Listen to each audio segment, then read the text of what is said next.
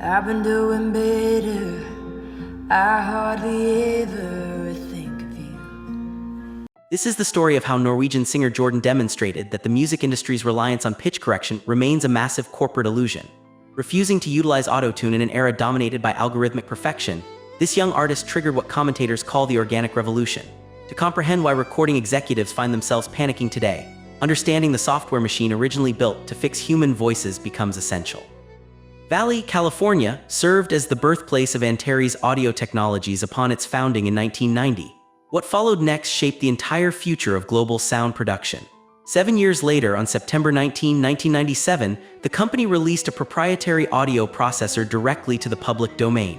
They named this groundbreaking digital software autotune. Designed with a highly specific and discrete purpose, the original application measured and altered pitch to the nearest exact semitone to correct off-key vocal inaccuracies. Producers viewed this technology as an invisible safety net intended simply to save expensive studio time. And this is where things changed. The turning point came when that tool escaped its studio boundaries. Extreme pitch manipulation officially infiltrated commercial radio when Cher released her massive global hit song Believe during the winter of 1998. The robotic distortion generated by the track sounded so revolutionary that the original producers actually lied about their methods. Protecting their lucrative production secret remained their absolute top priority. Claiming they utilized a standard vocoder pedal, the production team actively hid their absolute reliance on the newly released autotune software from the general public. What followed next sparked a significant internal battle. Hearing the heavily manipulated track for the first time, label executives hated the heavy distortion and demanded its removal. Defending the unique sound, Cher famously told her management team that they could change the song over her dead body. She won that pivotal argument decisively, and this is where things changed for the entire recording business. Accidentally laying the foundation for the next 3 decades of pop music, that single defiant decision normalized robotic vocal processing. The turning point came when an invisible digital safety net officially transformed into a highly sought-after stylistic effect. Transforming from a discrete audio tool into a stylistic requirement, pitch correction eventually became a foundational crutch for the entire entertainment business. By the 2020s, the controversy surrounding this software escalated into a full-blown argument regarding corporate deception. Modern critics maintain a remarkably simple position regarding the state of pop music. Major record labels no longer deploy these digital processors as creative instruments. Instead, wealthy studio executives utilize the advanced digital technology to artificially manufacture visually appealing pop idols who completely lack genuine vocal talent or musical ability. What followed next pushed the boundaries of artificial artistry even further. Marketing advanced like the AI-powered vocal chain, Antares completely eradicated the barrier to sounding like a professional singer. And this is where things changed for aspiring musicians everywhere. Operating these advanced digital systems allows virtually anyone to achieve perfect studio-quality pitch without years of vocal training. The turning point came when listeners realized the pop machine prioritized aesthetic perfection over actual musical ability. Pitch correction represents massive financial business for the corporate entities controlling the underlying digital architecture. Generating an estimated $3.5 million in annual revenue, Antares Audio Technologies operates with roughly 84 employees according to the company database. The financial monetization of this empire cemented itself firmly in April 2019. Seeking lucrative returns, capital partners and Corbel Capital Partners successfully invested substantial financial capital directly into the rapidly expanding California-based audio software company. What followed next, the industry's absolute reliance on artificial perfection. Modern music producers who deliver top-charting, heavily processed tracks routinely command advances reaching up to $150,000 per album. And this is where things changed regarding studio recording budgets. Financial incentives heavily favor electronic manipulation over traditional acoustic recording methods. The turning point came when financial institutions recognized that manufacturing flawless vocal performances yielded unprecedented corporate dividends. Guaranteeing perfect audio files removes the inherent financial risk associated with authentic human talent. Defending their reliance on digital perfection, top producers continuously push back against the growing public narrative, claiming their modern recording methods represent a massive corporate scam. Industry veterans argue that audio processors function simply as modern instruments or vital time-saving editing utilities. Prominent artists defend the technology as a legitimate method to push human vocals into entirely new sonic territory. What followed next highlighted the deep division between traditionalists and modern electronic producers. The creative teams behind acts like Bon and Taylor Swift regularly utilize advanced pitch correction software. And this is where things changed in the realm of critical music analysis. Writing in 2018, prominent music critic perfectly summarized the overwhelming digital phenomenon gripping the recording business. He officially described autotune as the fad that just wouldn't fade away. The turning point came when accurately noted that the utilization of vocal processing software remains more entrenched than ever before. Despite mounting criticism, the core foundation of modern pop continues relying heavily upon synthetic algorithmic manipulation to achieve success.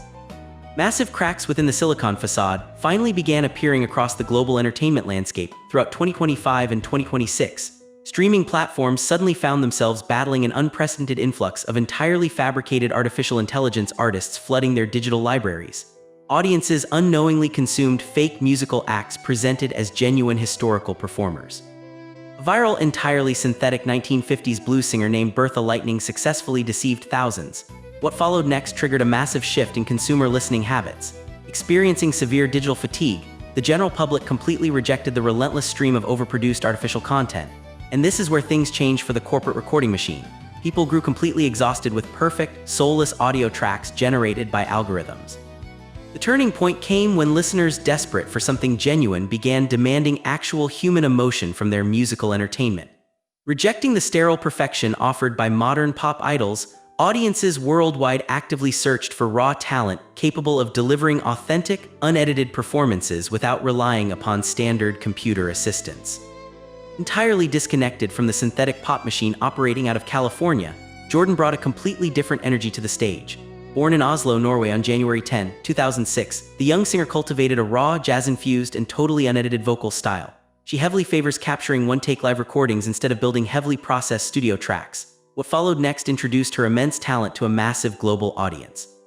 Winning Norway's Got Talent in 2014, the 8-year-old Prodigy secured the national championship by performing Jordan's classic composition Summertime. And this is where things changed dramatically for her international career trajectory. 6 years later, at age 13, she achieved massive viral success. The turning point came when her hauntingly unique rendition of Queen's Bohemian Rhapsody earned highly coveted Golden Buzzer. Proving that undeniable natural ability requires absolutely no algorithmic enhancement, the Norwegian teenager captivated millions of international television viewers worldwide through pure, unedited emotional delivery. Her powerful performances stood in stark contrast to the sterile perfection dominating radio. Physical grounding remains a crucial element of every single performance delivered by the Norwegian vocal powerhouse. Performing barefoot stands as a strict personal rule, stretching back to a profound encounter from her early childhood. Traveling abroad years ago, she freely gave her own shoes to a shoeless girl. What followed next permanently defined her artistic identity and personal branding. This barefoot philosophy ties directly into her unwavering commitment to unaltered, organic authenticity. And this is where things changed regarding her public presentation. Refusing to wear footwear symbolizes a literal and figurative stripping away of unnecessary external layers. The turning point came when audiences recognized that her physical grounding mirrored her complete rejection of digital vocal manipulation. Standing firmly on the stage without shoes, she delivers raw emotion entirely unencumbered by artificial enhancements. Her stripped-down visual aesthetic perfectly complements an acoustic musical approach, relying solely upon natural human capability rather than corporate software chains designed to fabricate unattainable acoustic perfection. Transitioning into her late teens, the stark contrast between her acoustic approach and the standard corporate formula became impossible to ignore. A pivotal career shift occurred between 2024 and 2026 when she established herself firmly as a fiercely independent artist. She began working closely alongside hitmaker Gad. What followed next directly challenged the entire digital recording establishment. Officially announcing this independent collaboration in May 2024, Jordan released raw, acoustic-driven vocal tracks like Bad Valentine through Gad's Kite Records. And this is where things changed within the broader production landscape. Antares Audio Technologies remained busy marketing Autotune 2026, desperately positioning artificial vocal cleanup as a mandatory professional requirement. The turning point came when Jordan and Gad actively did the exact opposite inside the recording booth. Capturing raw, single-take vocal performances without standard digital safety nets, the independent acoustic duo successfully proved that authentic human talent requires absolutely zero corporate silicon intervention. Their collaborative efforts openly mocked the algorithmic perfection demanded by major record labels. Spring 2026 brought a massive cultural movement triggered directly by the glaring contrast between organic talent and algorithmic processing. Following the release of her highly anticipated albums Secret of Love and Secret of the Soul, prominent online media commentators heavily documented the organic revolution. News published a defining piece in March 2026. What followed next shattered the music industry's long-standing corporate illusion. Commentators officially declared her authentic new releases as the definitive death of autotune. And this is where things changed for mainstream audiences everywhere. Fans actively championed her decision to record live vocals as a massive exposure of modern recording practices. The turning point came when audiences finally understood that genuine emotional talent cannot be replicated by algorithms or hidden behind pitch correction. Rejecting the mandatory software completely, the Norwegian Prodigy proved the manufactured pop machine was desperately selling an artificial auditory illusion that modern consumers no longer need to purchase. Her undeniable ability eliminated the industry safety net entirely.